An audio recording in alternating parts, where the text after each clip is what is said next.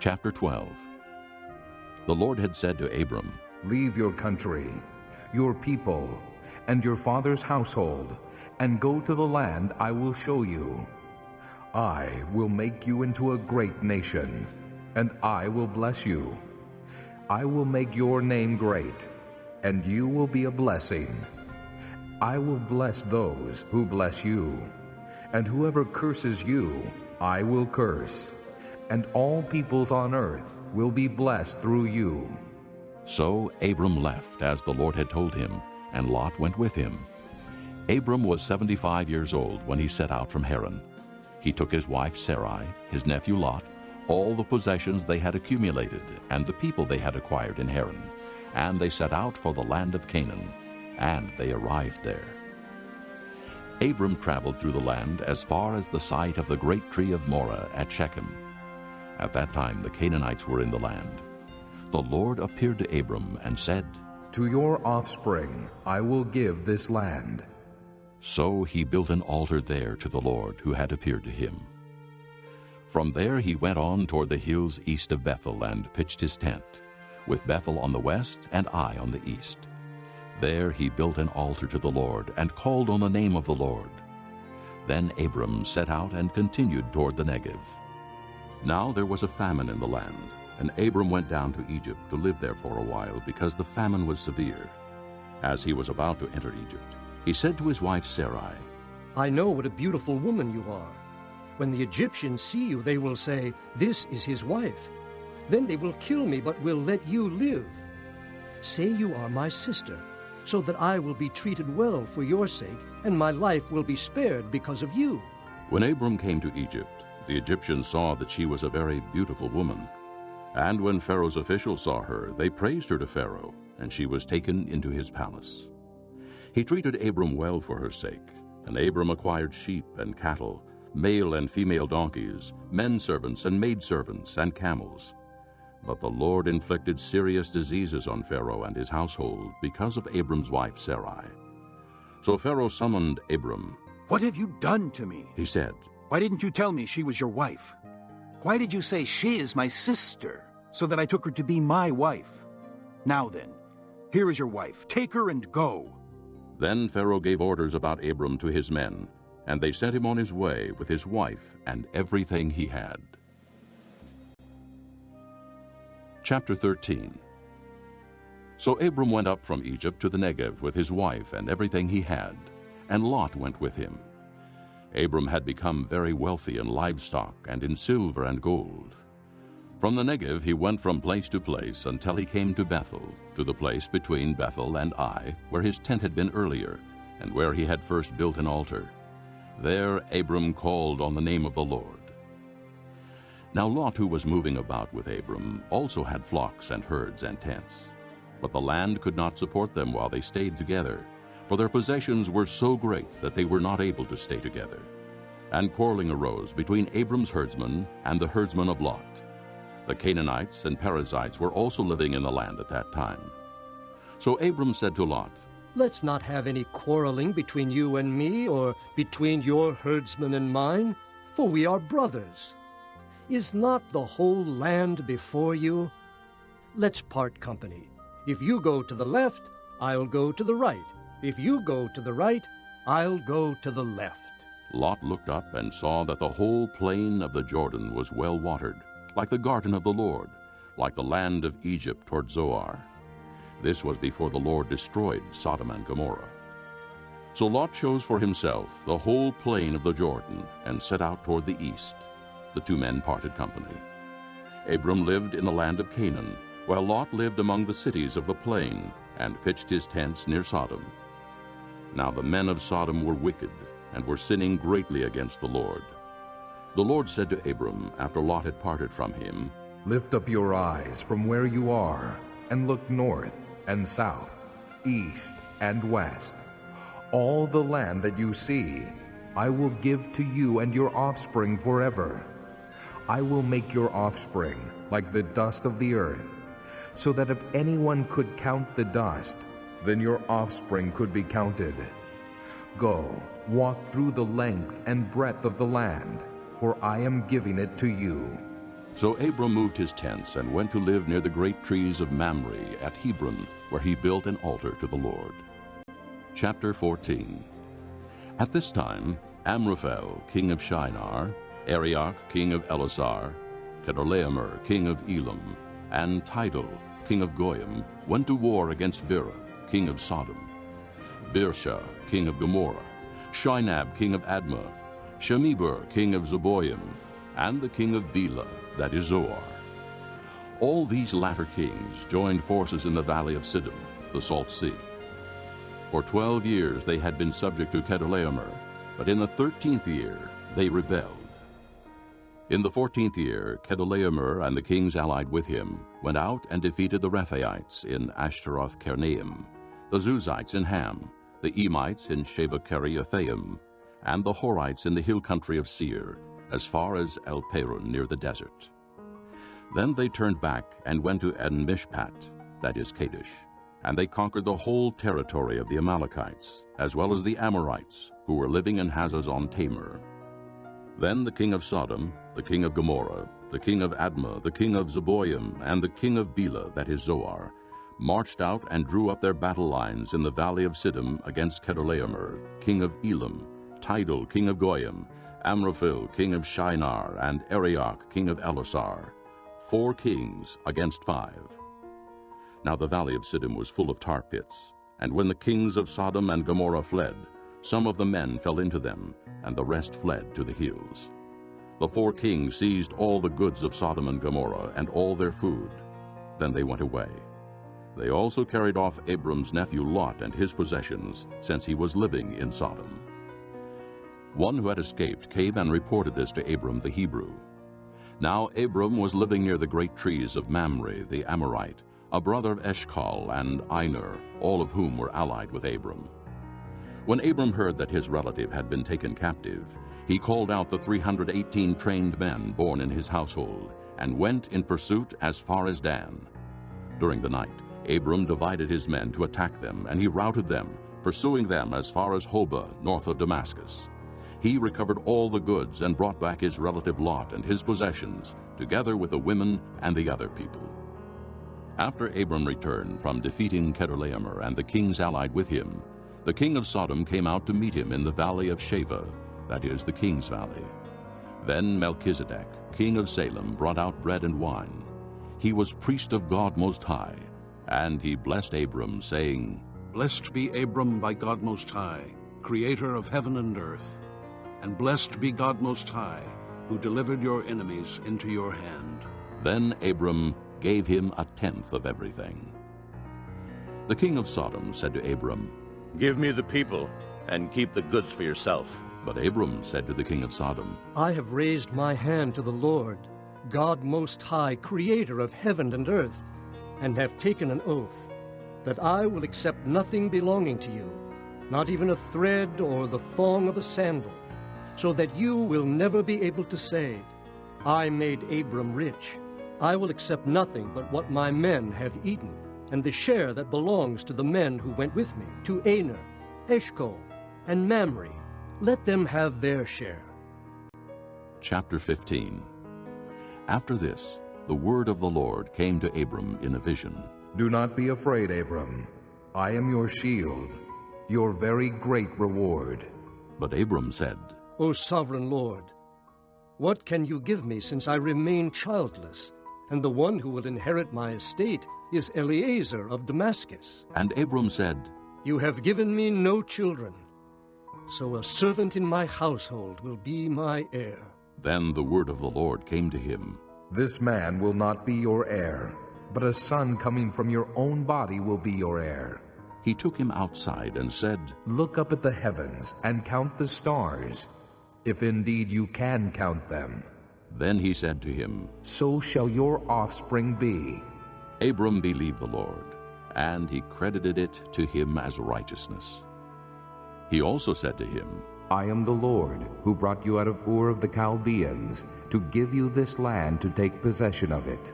But Abram said, O sovereign Lord, how can I know that I will gain possession of it? So the Lord said to him, Bring me a heifer, a goat, and a ram, each 3 years old, along with a dove and a young pigeon. Abram brought all these to him, cut them in two, and arranged the halves opposite each other. The birds, however, he did not cut in half.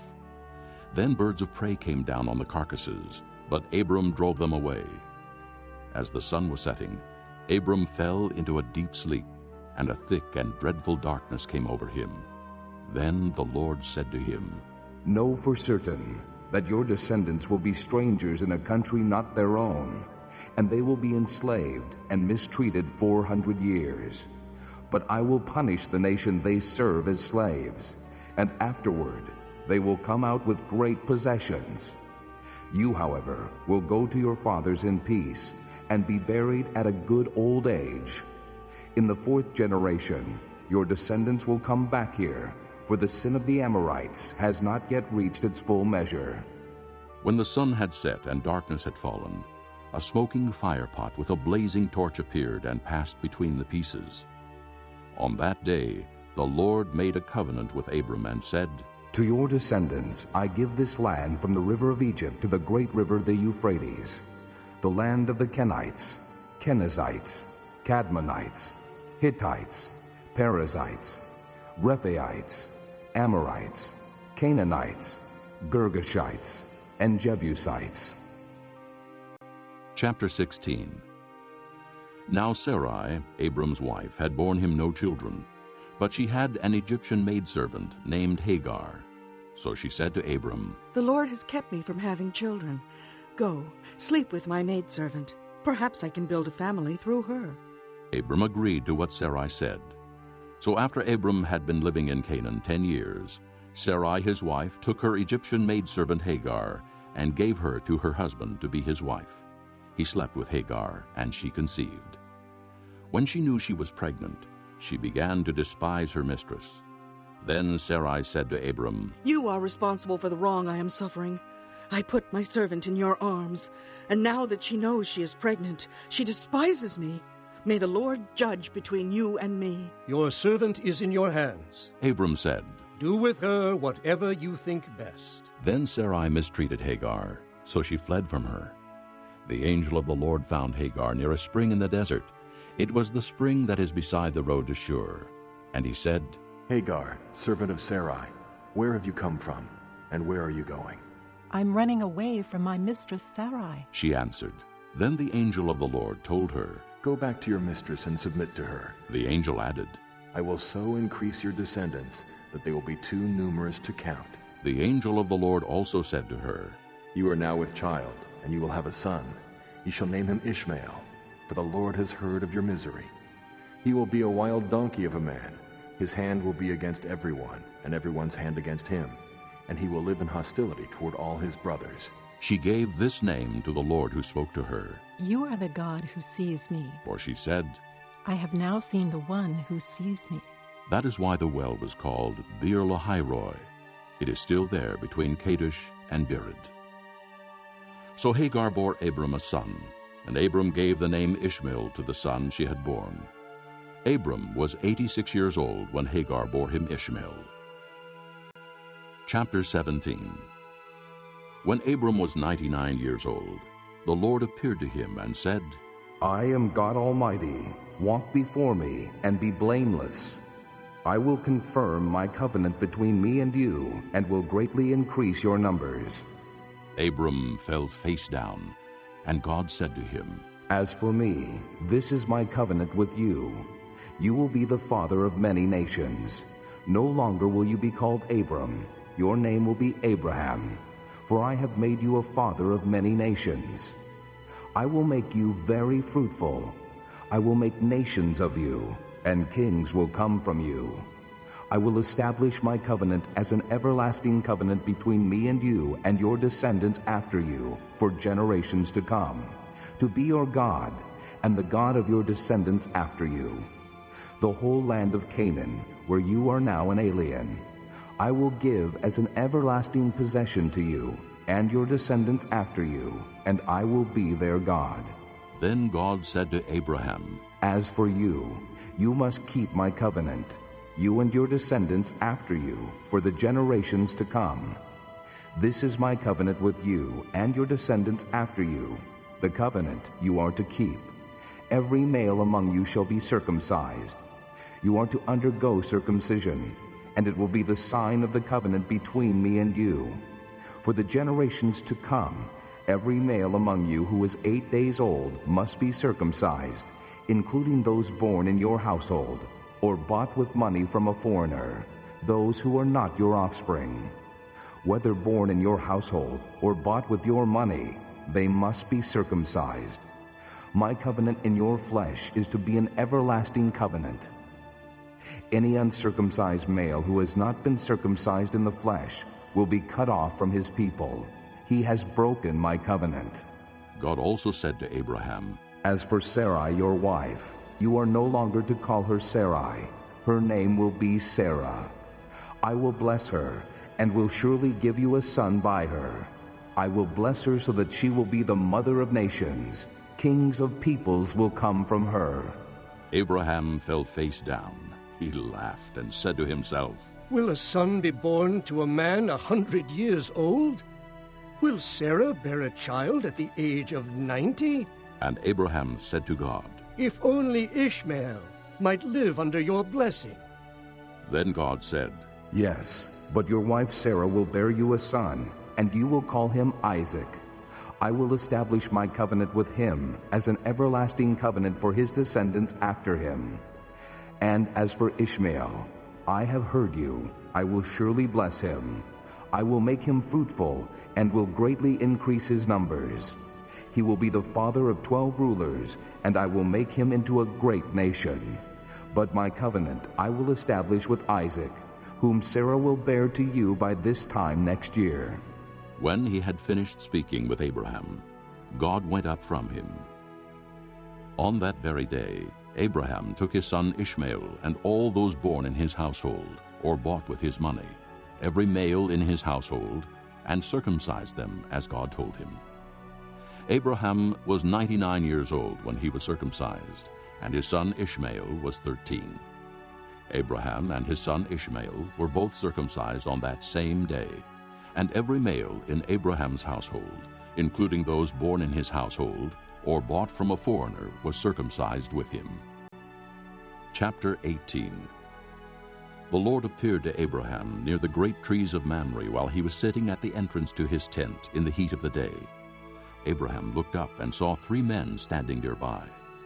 When he saw them, he hurried from the entrance of his tent to meet them and bowed low to the ground. He said, If I have found favor in your eyes, my lord, do not pass your servant by. Let a little water be brought, and then you may all wash your feet and rest under this tree. Let me get you something to eat, so you can be refreshed, and then go on your way, now that you have come to your servant. Very well, they answered. do as you say. So Abraham hurried into the tent to Sarah. Quick, He said, get 3 seahs of fine flour and knead it and bake some bread. Then he ran to the herd and selected a choice tender calf and gave it to a servant who hurried to prepare it. He then brought some curds and milk and the calf that had been prepared and set these before them. While they ate, he stood near them under a tree. Where is your wife Sarah? They asked him. There, in the tent. He said. Then the Lord said, I will surely return to you about this time next year, and Sarah your wife will have a son. Now Sarah was listening at the entrance to the tent which was behind him. Abraham and Sarah were already old and well advanced in years, and Sarah was past the age of childbearing. So Sarah laughed to herself as she thought, After I am worn out and my master is old, will I now have this pleasure? Then the Lord said to Abraham, Why did Sarah laugh and say, Will I really have a child now that I am old? Is anything too hard for the Lord? I will return to you at the appointed time next year, and Sarah will have a son. Sarah was afraid, so she lied and said, I did not laugh. But he said, Yes, you did laugh. When the men got up to leave, they looked down toward Sodom, and Abraham walked along with them to see them on their way. Then the Lord said, Shall I hide from Abraham what I am about to do? Abraham will surely become a great and powerful nation, and all nations on earth will be blessed through him.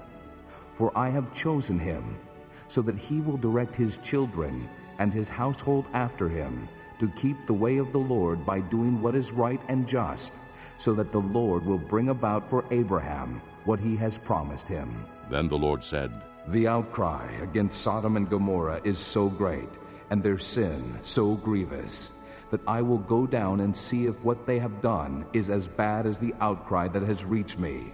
If not, I will know. The men turned away and went toward Sodom, but Abraham remained standing before the Lord. Then Abraham approached him and said, Will you sweep away the righteous with the wicked? What if there are 50 righteous people in the city?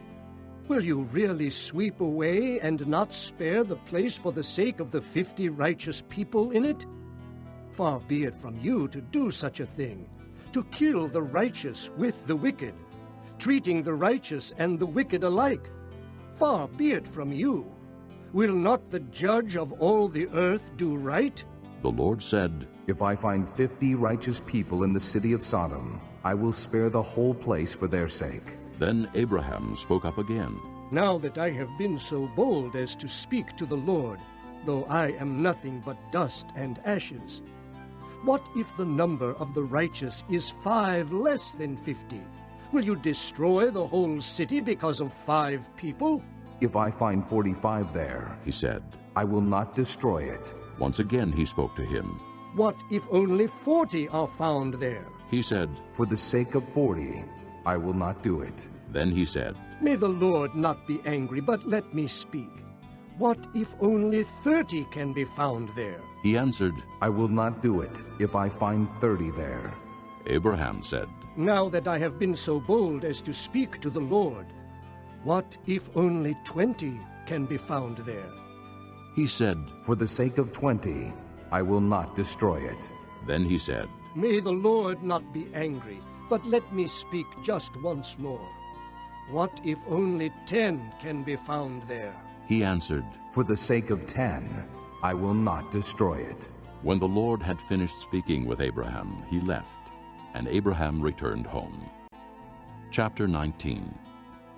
The 2 angels arrived at Sodom in the evening, and Lot was sitting in the gateway of the city. When he saw them, he got up to meet them and bowed down with his face to the ground. My lords, He said, please, turn aside to your servant's house. You can wash your feet and spend the night, and then go on your way early in the morning. No, they answered. we will spend the night in the square. But he insisted so strongly that they did go with him and entered his house. He prepared a meal for them, baking bread without yeast, and they ate.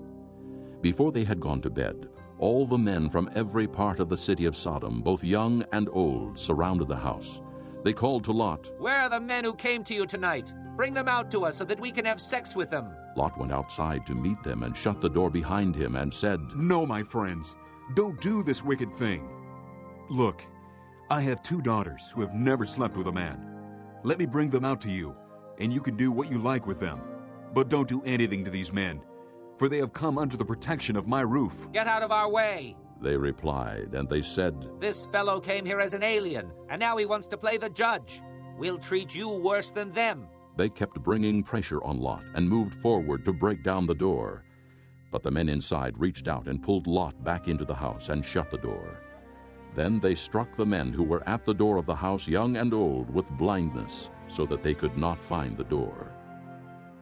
The 2 men said to Lot, Do you have anyone else here? Sons-in-law, sons or daughters, or anyone else in this city who belongs to you? Get them out of here, because we are going to destroy this place. The outcry to the Lord against its people is so great that he has sent us to destroy it. So Lot went out and spoke to his sons-in-law, who were pledged to marry his daughters. He said, Hurry and get out of this place, because the Lord is about to destroy the city. But his sons-in-law thought he was joking. With the coming of dawn, the angels urged Lot, saying, Hurry, take your wife and your 2 daughters who are here, or you will be swept away when the city is punished. When he hesitated, the men grasped his hand and the hands of his wife and of his 2 daughters, and led them safely out of the city, for the Lord was merciful to them. As soon as they had brought them out, one of them said, Flee for your lives, don't look back, and don't stop anywhere in the plain. Flee to the mountains, or you will be swept away. But Lot said to them, No, my lords, please. Your servant has found favor in your eyes, and you have shown great kindness to me in sparing my life. But I can't flee to the mountains. This disaster will overtake me, and I'll die. Look, here is a town near enough to run to, and it is small. Let me flee to it. It is very small, isn't it? Then my life will be spared. He said to him, Very well. I will grant this request too. I will not overthrow the town you speak of, but flee there quickly, because I cannot do anything until you reach it. That is why the town was called Zoar. By the time Lot reached Zoar, the sun had risen over the land. Then the Lord rained down burning sulfur on Sodom and Gomorrah, from the Lord out of the heavens. Thus he overthrew those cities and the entire plain, including all those living in the cities, and also the vegetation in the land. But Lot's wife looked back, and she became a pillar of salt. Early the next morning, Abraham got up and returned to the place where he had stood before the Lord. He looked down toward Sodom and Gomorrah, toward all the land of the plain, and he saw dense smoke rising from the land, like smoke from a furnace. So when God destroyed the cities of the plain, he remembered Abraham, and he brought Lot out of the catastrophe that overthrew the cities where Lot had lived. Lot and his 2 daughters left Zoar and settled in the mountains, for he was afraid to stay in Zoar. He and his 2 daughters lived in a cave. One day the older daughter said to the younger, Our father is old, and there is no man around here to lie with us, as is the custom all over the earth. Let's get our father to drink wine, and then lie with him, and preserve our family line through our father. That night they got their father to drink wine, and the older daughter went in and lay with him. He was not aware of it when she lay down or when she got up. The next day the older daughter said to the younger, Last night I lay with my father. Let's get him to drink wine again tonight, and you go in and lie with him, so we can preserve our family line through our father. So they got their father to drink wine that night also, and the younger daughter went and lay with him. Again, he was not aware of it when she lay down or when she got up. So both of Lot's daughters became pregnant by their father. The older daughter had a son, and she named him Moab. He is the father of the Moabites of today. The younger daughter also had a son, and she named him Ben-Ammi. He is the father of the Ammonites of today. Chapter 20. Now Abraham moved on from there into the region of the Negev and lived between Kadesh and Shur. For a while he stayed in Gerar, and there Abraham said to his wife Sarah, She is my sister. Then Abimelech, king of Gerar, sent for Sarah and took her. But God came to Abimelech in a dream one night and said to him, You are as good as dead because of the woman you have taken. She is a married woman. Now Abimelech had not gone near her, so he said, Lord, will you destroy an innocent nation? Did he not say to me, She is my sister? And didn't she also say, He is my brother? I have done this with a clear conscience and clean hands. Then God said to him in the dream, Yes, I know you did this with a clear conscience, and so I have kept you from sinning against me. That is why I did not let you touch her. Now, return the man's wife, for he is a prophet, and he will pray for you, and you will live. But if you do not return her, you may be sure that you and all yours will die. Early the next morning, Abimelech summoned all his officials, and when he told them all that had happened, they were very much afraid. Then Abimelech called Abraham in and said, What have you done to us? How have I wronged you that you have brought such great guilt upon me and my kingdom? You have done things to me that should not be done. And Abimelech asked Abraham, What was your reason for doing this? Abraham replied, I said to myself, There is surely no fear of God in this place, and they will kill me because of my wife.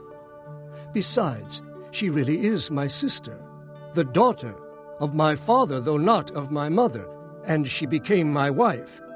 And when God had me wander from my father's household, I said to her, This is how you can show your love to me. Everywhere we go, say of me, He is my brother. Then Abimelech brought sheep and cattle and male and female slaves, and gave them to Abraham, and he returned Sarah his wife to him. And Abimelech said, My land is before you. Live wherever you like, To Sarah he said, I am giving your brother 1,000 shekels of silver. This is to cover the offense against you before all who are with you. You are completely vindicated. Then Abraham prayed to God, and God healed Abimelech, his wife, and his slave girls, so they could have children again. For the Lord had closed up every womb in Abimelech's household because of Abraham's wife Sarah. Chapter 21.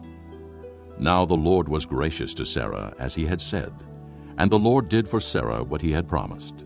Sarah became pregnant and bore a son to Abraham in his old age, at the very time God had promised him. Abraham gave the name Isaac to the son Sarah bore him. When his son Isaac was 8 days old, Abraham circumcised him as God commanded him. Abraham was 100 years old when his son Isaac was born to him. Sarah said, God has brought me laughter, and everyone who hears about this will laugh with me. And she added, Who would have said to Abraham that Sarah would nurse children? Yet I have borne him a son in his old age. The child grew and was weaned, and on the day Isaac was weaned, Abraham held a great feast. But Sarah saw that the son whom Hagar the Egyptian had borne to Abraham was mocking, and she said to Abraham, Get rid of that slave woman and her son, for that slave woman's son will never share in the inheritance with my son Isaac. The matter distressed Abraham greatly because it concerned his son. But God said to him, Do not be so distressed about the boy and your maidservant. Listen to whatever Sarah tells you, because it is through Isaac that your offspring will be reckoned. I will make the son of the maidservant into a nation also, because he is your offspring. Early the next morning, Abraham took some food and a skin of water and gave them to Hagar. He set them on her shoulders and then sent her off with the boy. She went on her way and wandered in the desert of Beersheba. When the water in the skin was gone, she put the boy under one of the bushes. Then she went off and sat down nearby, about a bowshot away, for she thought, I cannot watch the boy die. And as she sat there nearby, she began to sob. God heard the boy crying, and the angel of God called to Hagar from heaven and said to her, What is the matter, Hagar? Do not be afraid. God has heard the boy crying as he lies there. Lift the boy up and take him by the hand, for I will make him into a great nation. Then God opened her eyes, and she saw a well of water. So she went and filled the skin with water and gave the boy a drink. God was with the boy as he grew up. He lived in the desert and became an archer. While he was living in the desert of Paran, his mother got a wife for him from Egypt. At that time, Abimelech and Phicol, the commander of his forces, said to Abraham, God is with you in everything you do. Now swear to me here before God that you will not deal falsely with me or my children or my descendants. Show to me and the country where you are living as an alien the same kindness I have shown to you. Abraham said, I swear it. Then Abraham complained to Abimelech about a well of water that Abimelech's servants had seized. But Abimelech said, I don't know who has done this. You did not tell me, and I heard about it only today. So Abraham brought sheep and cattle and gave them to Abimelech, and the two men made a treaty. Abraham set apart 7 ewe lambs from the flock, and Abimelech asked Abraham, What is the meaning of these 7 ewe lambs you have set apart by themselves? He replied, Accept these 7 lambs from my hand, as a witness that I dug this well. So that place was called Beersheba, because the two men swore an oath there. After the treaty had been made at Beersheba, Abimelech and Phicol, the commander of his forces, returned to the land of the Philistines. Abraham planted a tamarisk tree in Beersheba, and there he called upon the name of the Lord, the eternal God. And Abraham stayed in the land of the Philistines for a long time. Chapter 22. Sometime later, God tested Abraham. He said to him, Abraham. Here I am, he replied. Then God said, Take your son, your only son, Isaac, whom you love, and go to the region of Moriah. Sacrifice him there as a burnt offering on one of the mountains I will tell you about. Early the next morning, Abraham got up and saddled his donkey. He took with him 2 of his servants and his son Isaac. When he had cut enough wood for the burnt offering, he set out for the place God had told him about. On the third day, Abraham looked up and saw the place in the distance. He said to his servants, "Stay here with the donkey while I and the boy go over there. We will worship, and then we will come back to you." Abraham took the wood for the burnt offering and placed it on his son Isaac, and he himself carried the fire and the knife. As the two of them went on together, Isaac spoke up and said to his father Abraham, "Father?" "Yes, my son?" Abraham replied. "The fire and wood are here, Isaac said. but where is the lamb for the burnt offering?" Abraham answered, "God himself will provide the lamb for the burnt offering, my son." And the two of them went on together. When they reached the place God had told him about, Abraham built an altar there and arranged the wood on it. He bound his son Isaac and laid him on the altar, on top of the wood. Then he reached out his hand and took the knife to slay his son. But the angel of the Lord called out to him from heaven, "Abraham, Abraham." "Here I am," he replied. "Do not lay a hand on the boy," he said. "Do not do anything to him. Now I know that you fear God, because you have not withheld from me your son, your only son."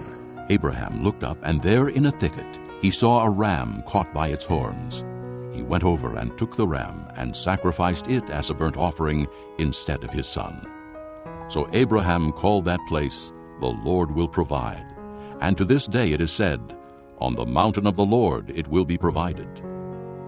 The angel of the Lord called to Abraham from heaven a second time and said, "I swear by myself, declares the Lord, that because you have done this and have not withheld your son, your only son, I will surely bless you and make your descendants as numerous as the stars in the sky and as the sand on the seashore. Your descendants will take possession of the cities of their enemies, and through your offspring all nations on earth will be blessed, because you have obeyed me." Then Abraham returned to his servants, and they set off together for Beersheba, and Abraham stayed in Beersheba. Some time later, Abraham was told, "Milcah is also a mother. She has borne sons to your brother Nahor, Uz the firstborn, Buz his brother, Kemuel the father of Aram, Chesed, Hazo, Pildash, Jidlaph, and Bethuel. Bethuel became the father of Rebekah. Milcah bore these 8 sons to Abraham's brother Nahor. His concubine, whose name was Rumah, also had sons, Tebah, Gaham, Tahash, and Maacah.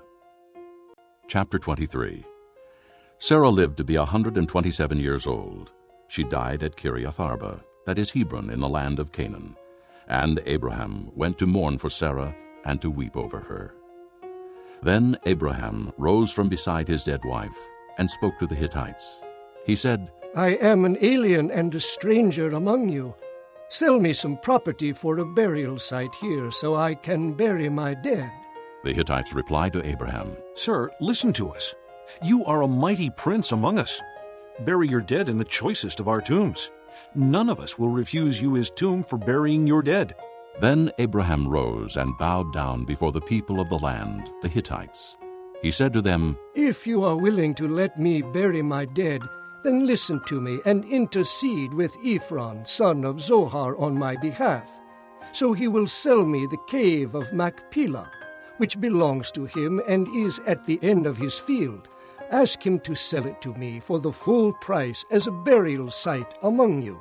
Ephron the Hittite was sitting among his people, and he replied to Abraham in the hearing of all the Hittites who had come to the gate of his city. "No, my lord," he said. "Listen to me. I give you the field, and I give you the cave that is in it. I give it to you in the presence of my people. Bury your dead." Again Abraham bowed down before the people of the land, and he said to Ephron in their hearing, "Listen to me, if you will. I will pay the price of the field. Accept it from me so I can bury my dead there." Ephron answered Abraham, "Listen to me, my lord. The land is worth 400 shekels of silver. But what is that between me and you? Bury your dead." Abraham agreed to Ephron's terms and weighed out for him the price he had named in the hearing of the Hittites, 400 shekels of silver, according to the weight current among the merchants. So Ephron's field in Machpelah near Mamre, Both the field and the cave in it, and all the trees within the borders of the field, was deeded to Abraham as his property in the presence of all the Hittites who had come to the gate of the city. Afterward, Abraham buried his wife Sarah in the cave in the field of Machpelah near Mamre, which is at Hebron, in the land of Canaan.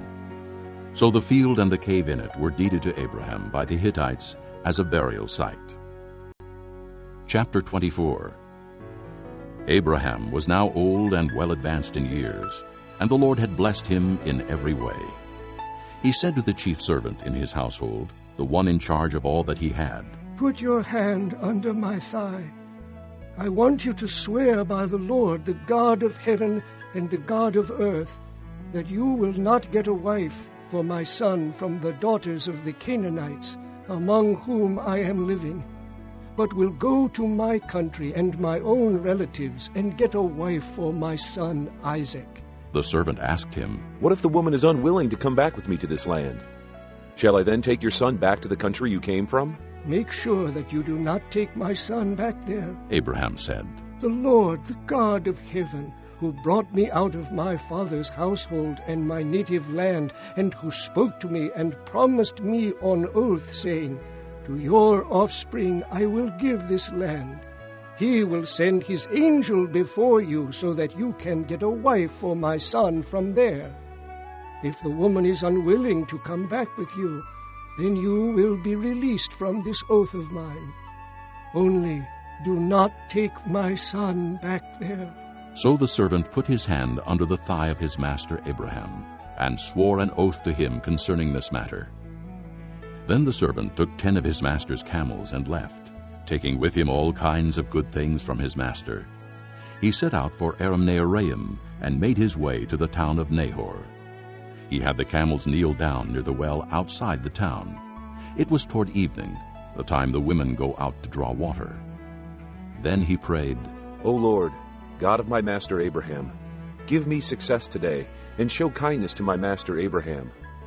See, I am standing beside the spring, and the daughters of the townspeople are coming out to draw water. May it be that when I say to a girl, 'Please let down your jar that I may have a drink,' and she says, 'Drink, and I'll water your camels too,' let her be the one you have chosen for your servant Isaac. By this I will know that you have shown kindness to my master." Before he had finished praying, Rebekah came out with her jar on her shoulder. She was the daughter of Bethuel, son of Milcah, who was the wife of Abraham's brother Nahor. The girl was very beautiful, a virgin. No man had ever lain with her. She went down to the spring, filled her jar, and came up again. The servant hurried to meet her and said, "Please give me a little water from your jar." "Drink, my lord," she said, and quickly lowered the jar to her hands and gave him a drink. After she had given him a drink, she said, "I'll draw water for your camels too, until they have finished drinking." So she quickly emptied her jar into the trough, ran back to the well to draw more water, and drew enough for all his camels. Without saying a word, the man watched her closely to learn whether or not the Lord had made his journey successful. When the camels had finished drinking, the man took out a gold nose ring weighing a beka and 2 gold bracelets weighing 10 shekels. Then he asked, "Whose daughter are you? Please tell me, is there room in your father's house for us to spend the night?" She answered him, "I am the daughter of Bethuel, the son that Milcah bore to Nahor." And she added, "We have plenty of straw and fodder, as well as room for you to spend the night." Then the man bowed down and worshipped the Lord, saying, "Praise be to the Lord, the God of my master Abraham, who has not abandoned his kindness and faithfulness to my master. As for me, the Lord has led me on the journey to the house of my master's relatives." The girl ran and told her mother's household about these things. Now Rebekah had a brother named Laban, and he hurried out to the man at the spring. As soon as he had seen the nose ring and the bracelets on his sister's arms, and had heard Rebekah tell what the man said to her, he went out to the man and found him standing by the camels near the spring. "Come, you who are blessed by the Lord," he said. "Why are you standing out here? I have prepared the house and a place for the camels." So the man went to the house, and the camels were unloaded. Straw and fodder were brought for the camels, and water for him and his men to wash their feet. Then food was set before him. But he said, "I will not eat until I have told you what I have to say." "Then tell us," Laban said. So he said, "I am Abraham's servant. The Lord has blessed my master abundantly, and he has become wealthy. He has given him sheep and cattle, silver and gold, men servants and maidservants, and camels and donkeys.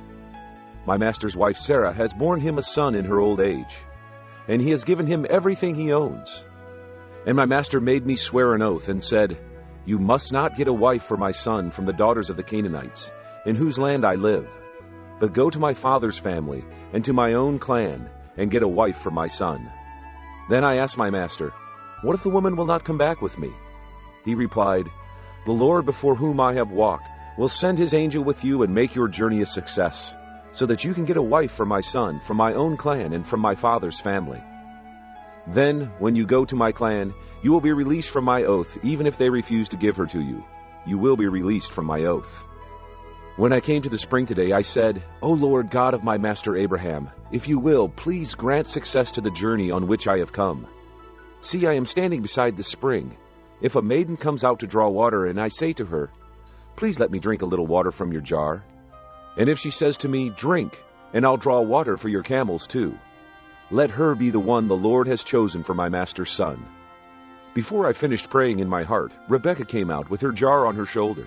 She went down to the spring and drew water, and I said to her, Please, give me a drink. She quickly lowered her jar from her shoulder and said, Drink, and I'll water your camels too. So I drank, and she watered the camels also.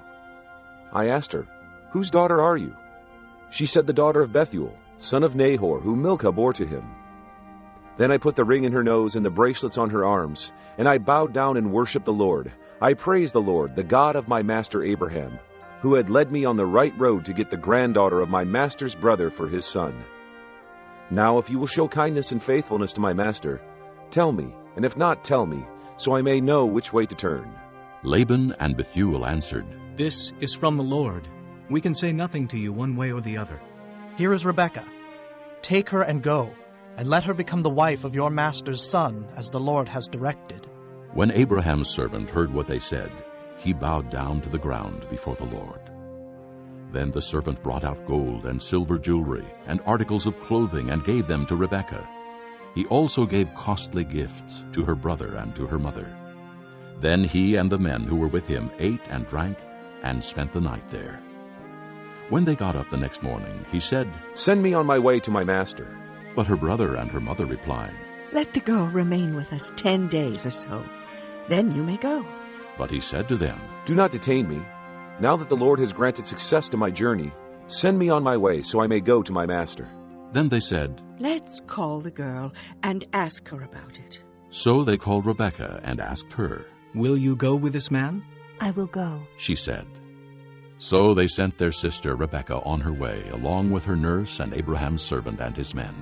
And they blessed Rebekah and said to her, Our sister, may you increase to thousands upon thousands. May your offspring possess the gates of their enemies. Then Rebekah and her maids got ready and mounted their camels and went back with the man. So the servant took Rebekah and left. Now Isaac had come from Beer-lahai-roi, for he was living in the Negev. He went out to the field one evening to meditate, and as he looked up, he saw camels approaching. Rebekah also looked up and saw Isaac. She got down from her camel and asked the servant, Who is that man in the field coming to meet us? He is my master, the servant answered. So she took her veil and covered herself. Then the servant told Isaac all he had done. Isaac brought her into the tent of his mother Sarah, and he married Rebekah. So she became his wife, and he loved her, and Isaac was comforted after his mother's death.